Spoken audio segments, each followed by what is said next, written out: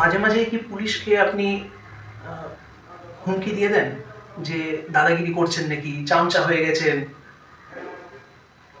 তো আপনার একটা মনে হচ্ছে দেখবেন যে ঘটনার পরিপ্রেক্ষিতে পুলিশও কি মানে ওই হুমকি না শুনলে কি কাজ করতে চায় না? ধ্রুব সাহার মাথার উপরে কার হাত আছে যার জন্য ধ্রুব সাহা কাউকে ভয় পায় না আর পাত্তাও দেয় না?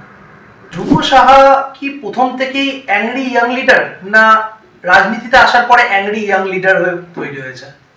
আমি মানে ব্যক্তিগত ধ্রুব সাহার সাথে একটু ইন্টারঅ্যাক্ট করতে, যে ধ্রুব সাহা কি এমনিও খুব হাসি মজাক করে, একটু ইয়ার্কি আড্ডা মারতে পছন্দ করে, এই ব্যাপার অবভিয়াসলি অনেস্টলি একটা প্রশ্নের উত্তর দেবেন। হ্যাঁ, আপনি শুভেন্দু অধিকারী এবং সুকান্ত মজুমদার এই দুজনের মধ্যে সবথেকে দক্ষ রাজনীতিবিদকে? বসুন্ধরা রাজে সিন্ধিয়া না হলে রাজস্থান চলবে না, মামা শিবরাজ সিং চৌহান না হলে মধ্যপ্রদেশ চলবে না। পরিবর্তিত পরিস্থিতিতে সেই লোকটা জানে না যে বিধানসভায় ঢুকছে যে সে মুখ্যমন্ত্রীর সিলমোহর নিয়ে ফিরবে। সেই রাজনৈতিক দলটা করি বলে আমি গর্ব করি, আমি এই দলের একজন সৈনিক। আপনারও কি কেষ্টদার মতো স্লিপ অফ টাং আছে নাকি? মাঝে মাঝে ক্যামেরার সামনে অন দ্য ক্যামেরা আপনি পাবলিকলি বলে ফেলেন এনকাউন্টার করে দেবো। যিনি যেটা বলেন তার দায়িত্ব তাকেই নিতে হয়। আমি একটা সময় কোনো একজন অফিসারকে মাজায় দড়ি বেঁধে ঘোরাবো বলেছিলাম, তার জন্য আমাকে 163 দিন জেল খাটিয়েছিল, 8খানা কেস দিয়েছিল। সিপিএম একটা সময় বলেছে যারা কংগ্রেস এবং বিজেপি করবে তাদের বাড়ির ছেলে মেয়েদের সঙ্গে বিয়ে দেবে না। জ্যোতি বসুর যোগ্য শিষ্যার নাম মমতা ব্যানার্জি, স্বাভাবিকভাবে ওই সিদ্ধান্তের উপরে বিশ্বাস করে। বীরভূম সাংগঠনিক জেলায় এখনো পর্যন্ত একটাও প্রোগ্রাম ফ্লপ নেই। অপরদিকে দেখতে গেলে বোলপুর সাংগঠনিক জেলায় একটার পর একটার প্রোগ্রাম ফ্লপ, যেটা আমি বলছি না, ডেটা বলছে। আপনি যদি সেখানকার জেলা সভাপতি যদি থাকতেন তাহলে কি খেলা ঘুরিয়ে দিতেন? আপনি লিডার কাকে বলে সেটাকে দেখিয়ে দিতেন?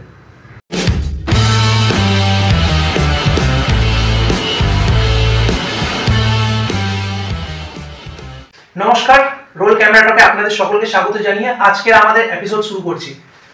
আজকে আমরা এসে গেছি বীরভূম সিউড়ি বিজেপি কার্যালয়ে, যেখানে আমাদের সঙ্গে উপস্থিত আছেন ধ্রুব সাহা মহাশয়। আপনাদের খুব সুপরিচিত ফেস, আপনাদের খুব পপুলার ফেস এবং আপনাদের খুব কাছের মানুষ। আমরা ধ্রুবদাকে পেয়ে গেছি এবং আমরা ধ্রুবদাকে পেয়ে খুব আপ্লুত। উনি আজকে আমাদেরকে টাইম দিয়েছেন, ওনার বিষয়ে আজকে আমরা সমস্ত কিছু জানবো। ওনার পলিটিক্যাল জার্নি নিয়ে, রাজনীতির জীবন শুরু নিয়ে, কিভাবে উনি রাজনীতিতে এলেন, এই সমস্ত বিষয়গুলি নিয়ে। তাহলে দেখতে চোখ রাখুন রোল ক্যামেরা এন্ড টকে ধ্রুব দার সাথে। দাদা কেমন আছেন? নমস্কার, আপনাদের সকল দর্শক শ্রোতাদের আপনাদের মাধ্যমে সকলকে নমস্কার জানাচ্ছি, শুভেচ্ছা জানাচ্ছি, অভিনন্দন জানাচ্ছি। প্রথমে আমি জানতে চাই আপনার কাছ থেকে, আপনি রাজনীতিতে কিভাবে এলেন? কখন থেকে শুরু আপনার রাজনীতি? রাজনীতি তো জীবনে জন্মানোর পর থেকেই শুরু। On life, on mission, no commission. একটা মিশন নিয়ে हम चलती है एक नए मंजिल पर। আমাদের যে নিশান, আমাদের যে লক্ষ্য, সেই লক্ষ্যকে কেন্দ্র করে हम रहे ना रहे 2-4 दिन तेरा বৈভব অমর রহে মা। হে মা ভারতী, তোমার বৈভব প্রতিষ্ঠিত করার জন্য, তোমাকে রাজরাজস্বী করার জন্য আমাদের যে যাত্রা, সেই যাত্রা জীবনের যখন শৈশব ছিল, সেই শৈশবে একটা প্ল্যাটফর্ম থেকে শুরু হয়েছিল। পরবর্তী সময়ে ছাত্র আন্দোলনের মাধ্যমে আমরা আমাদের বিচারকে, আমাদের চিন্তাকে প্রতিষ্ঠিত করার লড়াই লড়েছি। আজকে রাজনৈতিক ক্ষেত্রে সে একই চিন্তা, একই বিচারকে সামনে রেখে আমরা আমাদের পথ এবং মত এই দুটোকে এগিয়ে দিয়ে চাইছি। অনেক কিছু কেরিয়ার আপনার সামনে ছিল, যেহেতু আপনি একটা ব্রাইট স্টুডেন্টও ছিলেন, কিন্তু আপনি রাজনীতি প্রফেশনটাকে কেন বেছে নিলেন? রাজনীতির মাধ্যমে সমাজ পরিবর্তন করতে হবে। একটা আছে যে বাঙালি মানে বোতামাটা জামার নিচে শান্তিতে শোয়া। আমি কাউকেই ছোট করতে চাইছি না, কাউকে এই করতে চাইছি না, কিন্তু আসি যাই, মাইনে পাই, কাজ করি, উপরি পাই, এই যে মানসিকতার বাইরে আমি মনে করি যে স্বামী বিবেকানন্দকে রামকৃষ্ণদেব বলছেন যে জন্মেছিস তখন দাগ কেটে যা। ঠিক কারণে কিছু দাগ কেটে যেতে হবে, ভালো কাজ করতে হবে।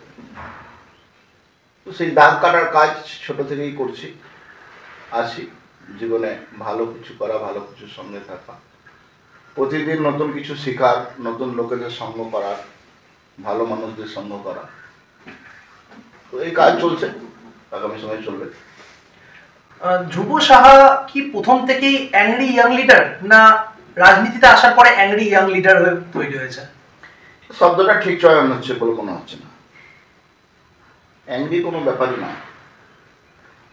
দেখুন, স্থান কাল পরিস্থিতিতে মানুষের মুডের হয়।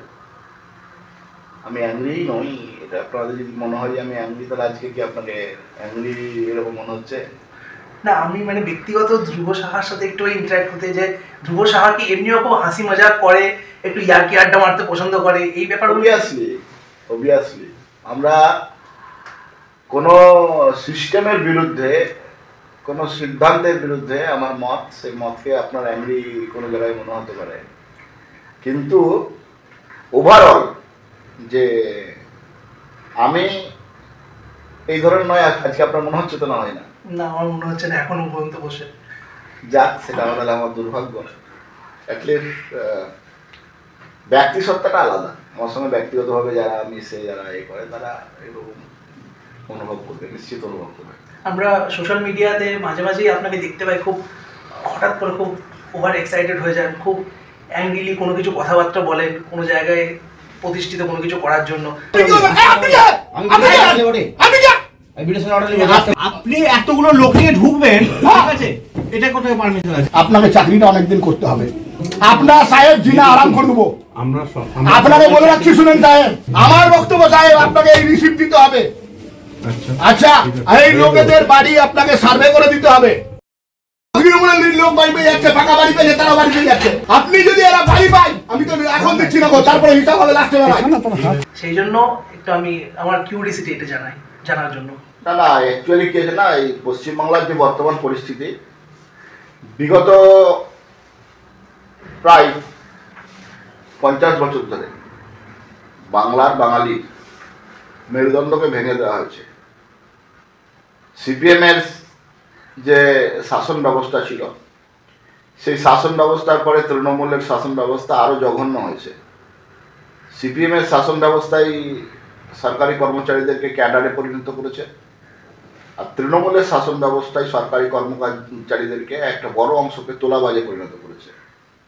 সুতরাং সাধারণ নিরীহ হতদরিদ্র খেটে খাওয়া মজদুর মেহনতি মানুষ, তারা তাদের অধিকার থেকে বঞ্চিত হচ্ছে যদি না তারা তৃণমূলের ঘাসফুলের পতাকাটা বহন করছে।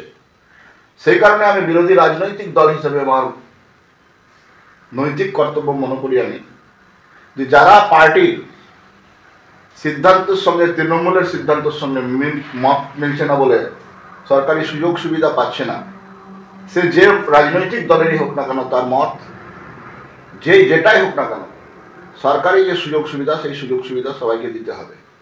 কিন্তু পশ্চিমবাংলার রাজনীতির নিরিখে সেই সুযোগ সুবিধা বাংলার তৃণমূল সরকার দেয় না। তার জন্য কোনো সময় প্রোটেস্ট করতে গিয়ে আপনার মনে হয়েছে যে আমি অ্যাংরি না, তার জন্য আমি নিজের গর্বিত মনে করছি, কিন্তু ব্যক্তি ধ্রুব সাহা, আমি অ্যাংরি নই। রাজনীতিতে ধ্রুব সাহা আসার পর থেকে কতবার আপনি পুলিশের কাছে অ্যারেস্ট হয়েছেন এবং কেন? প্রথম অ্যারেস্ট আপনার কখন? দেখুন না, আমি বারবার 3বার জেল যেতে হয়েছে, সর্বমোট 113 দিন আমি জেলে ছিলাম। তো বিভিন্ন সময় পুলিশকে দিয়ে শাসক দল আমাকে হ্যারাসমেন্ট করেছে। একবার তো ঢুকে একটা কেসে জামিন হলে আর একটা কেস দিয়ে দিচ্ছে, আর একটা কেসে জামিন হলে আর একটা কেস দিয়ে দিচ্ছে, পুরনো কেসে ট্যাগ করে দিচ্ছে, এরকম করে 8খানা কেস দেওয়ার পরে 63 দিন রেখেছিল লাস্টবার।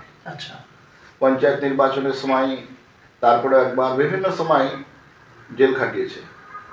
ওভারঅল জেল খাটালে, যেহেতু ভগবান শ্রীকৃষ্ণের জন্ম হয়েছে, আমারও অভিজ্ঞতা হয়েছে। এই সরকার বিভিন্ন লোকেদেরকে মিথ্যা গাঁজা কেস, মিথ্যা চুরি ডাকাতির কেস দিয়ে জেলে যাদেরকে রেখেছে, তাদের সঙ্গে দেখা হয়েছে, কথা হয়েছে, কিন্তু ওভারঅল এইভাবে মানুষের, জাতীয়তাবাদী মানুষের, সরকার বিরোধী মানুষের মেরুদণ্ড ভাঙা যায়নি। তারা তাদের লড়াই আন্দোলন জেল থেকে বেরিয়েও করেছে। এবং করছে, অনেক ছেলে আছে, ভালো ছেলে আছে যারা সমাজে লড়াই করছে, আন্দোলন করছে। তৃণমূল কংগ্রেস যারা সরকার চালাচ্ছে তারা অনেকে মূর্খের সঙ্গে বাস করছে। এইভাবে বেশি দিন টিকে থাকা যায় না। কিছু সময়ের জন্য সবাই মনে করবে যে শাসক সত্য, কিন্তু এটা নিশ্চিত যে রামপ্রসাদের সেই কথা, দিন দুই দিনের জন্য ভবে কর্তা বলে সবাই মানে, কালাকালের কর্তা এলে সেই কর্তারের দিবে ঠেলে।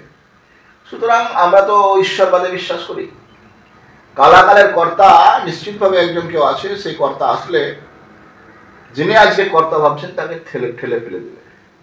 সেই জন্য আমরা যা কাজ করছি ঈশ্বরের নির্দিষ্ট কাজ করছি, আর সেই কাজে আমরা মা ভারতীকে বিশ্বের সর্বোচ্চ সিংহাসনে বসাবো। তার জন্য আমাদের লড়াই আন্দোলন, আর সেই কাজ এগিয়ে চলছে দেশের যশস্বী প্রধানমন্ত্রী নরেন্দ্র মোদীজির নেতৃত্বে।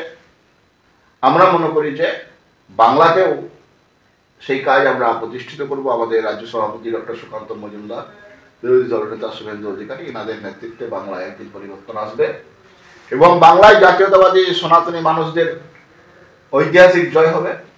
এবং যেখানে স্কুল কলেজে সরস্বতী পুজো করতে বাধা পেতে হবে না, যাদের বাড়িতে সন্ধ্যাবেলায় তুলসী তলায় প্রদীপ জ্বলে, যারা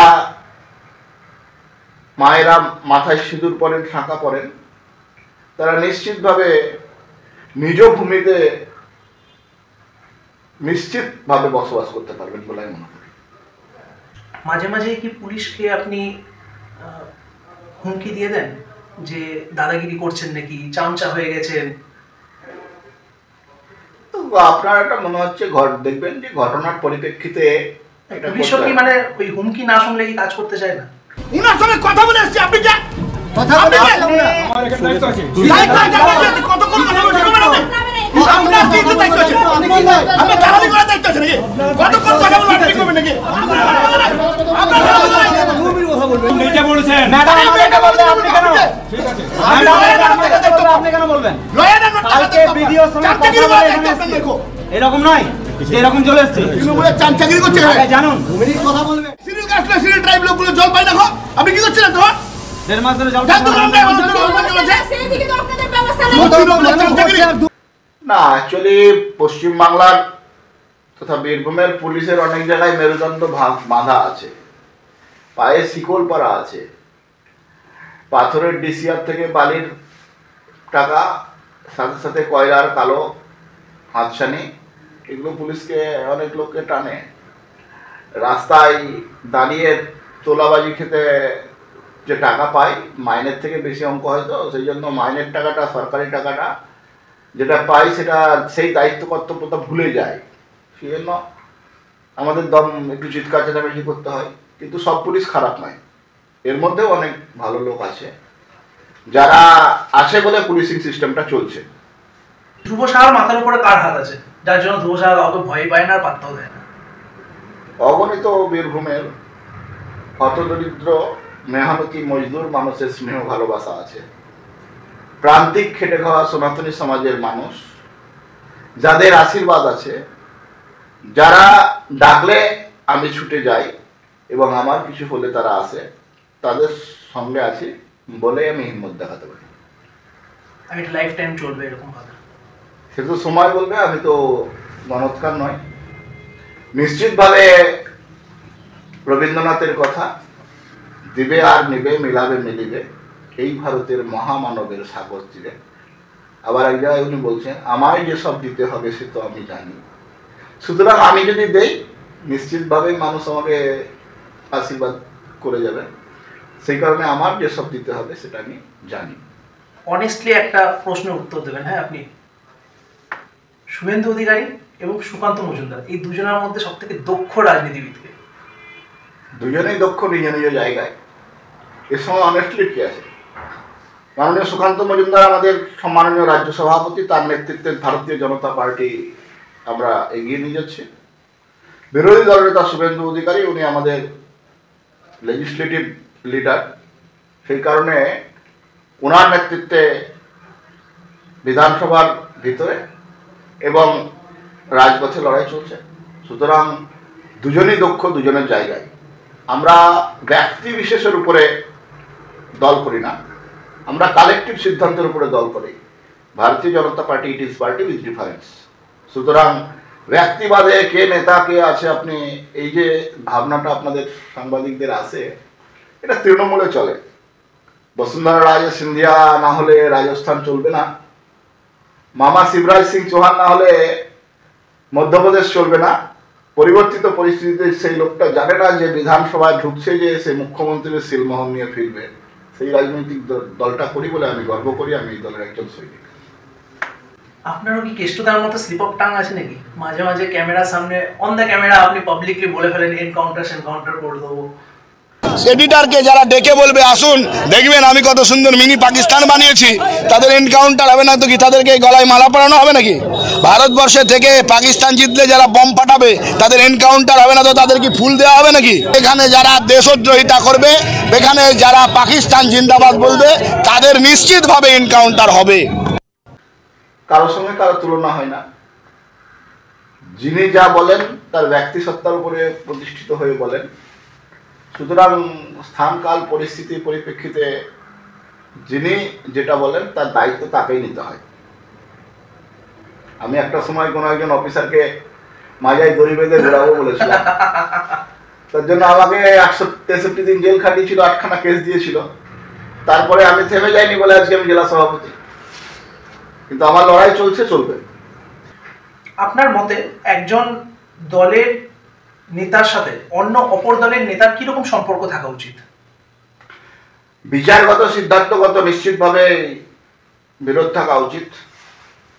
তো ব্যক্তি সম্পর্ক ওভারঅল খারাপ হওয়া উচিত নয়।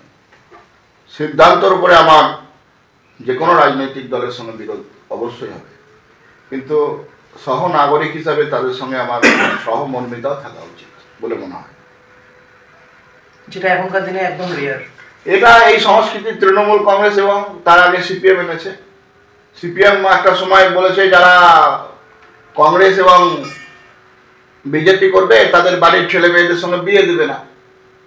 তো একজন এখানেও মন্ত্রী আছে যিনি জেলে আছেন এখন, তিনিও বলেছিলেন যে তৃণমূল না করলে বিজেপি সিপিএম ঘরের লোকের সঙ্গে বিয়ে দেবেন না, সম্পর্ক রাখবেন না। এটা তাদের রুচি। তথাগত দা আমাদের প্রাক্তন রাজ্য সভাপতি, প্রাক্তন রাজ্যপাল একটা কথা বলেছিলেন যে জ্যোতি বসুর যোগ্য শিষ্যার নাম মমতা ব্যানার্জি। স্বাভাবিকভাবে ওই সিদ্ধান্তের উপরে বিশ্বাস করে। ভারতবর্ষের আজকে 22টি রাজ্যে ভারতীয় জনতা পার্টি ক্ষমতায় আছে, দিল্লিতে রেজাল্ট চলছে, 23টি রাজ্যে বিজেপি ক্ষমতায় আসবে বলে মনে হচ্ছে। তো দেখবেন যে আপনাদের মতন একজন শফিকুল ইসলাম, উনি এরকম চ্যানেল চালান, উনি দেখিয়েছেন যে একসঙ্গে বিজেপি এবং কংগ্রেস পাশাপাশি বুথ চালাচ্ছে, আর বাংলাতে বম পড়ছে, খুন হচ্ছে, রক্ত ঝরছে, হিংসা হচ্ছে। কেন হবে? এর জন্য তো গণতন্ত্র নয়। গণতন্ত্র তো মানুষের রক্ত চায় না, গণতন্ত্র তো মানুষের মৃত্যু চায় না। তাহলে মানুষের গণতন্ত্র যখন রক্ত মৃত্যু চাই না, তখন আমরা একে অপরের সঙ্গে ব্যক্তি শত্রুতা করার মানে কি হয়? আমরা এই বিচারধারায় বিশ্বাস করি না, আমরা চিন্তায় বিশ্বাস করি না। আমরা মনে করি রাজনৈতিক পথ, রাজনৈতিক সিদ্ধান্ত আলাদা হতে পারে, কিন্তু আমরা সহনাগরিক হিসাবে আমি আমার রাষ্ট্রীয় কর্তব্য সকলের মতো করে করবে। সেই জন্য এই বিষয়গুলো বাকিদের এডুকেশনে নাই, শিক্ষায় নাই, সেই জন্য তারা তাদের মতো করে। আমার মনে হয় এটা হওয়া উচিত নয়। বীরভূম সাংগঠনিক জেলায় এখনো পর্যন্ত একটা প্রোগ্রাম ফ্লপ নেই। অপরদিকে দেখতে গেলে বোলপুর সাংগঠনিক জেলায় একটার পর একটা প্রোগ্রাম ফ্লপ, যেটা আমি বলছি না, ডেটা বলছে। আপনি যদি সেখানকার জেলা সভাপতি যদি থাকতেন, তাহলে কি খেলা ঘুরিয়ে দিতেন? আপনি লিডার কাকে বলে সেটা কি দেখিয়ে দিতেন? দেখুন, এই বিষয়টা নিয়ে আমি এখন কিছু মন্তব্য করব না, এটা পার্টির আভ্যন্তরীণ বিষয়। আমার মনে হচ্ছে যে সব জায়গায় ঠিকঠাক চলছে। আমাকে যে দায়িত্বটা দল দিয়েছে সেটা আমি নিষ্ঠার সঙ্গে করার চেষ্টা করছি। আমি ঘোড়ার মতো চলা ব্যক্তি, যে দুই দিকে কানে পট্টি লাগা আছে, বাকি সব দেখতে পাচ্ছে না। আমি মনে করছি যে আমার জেলায় ভালো চলছে মানে বাকি সব জায়গাতেই ভালো চলছে, বিজেপির সঙ্গেই মানুষ আসছে।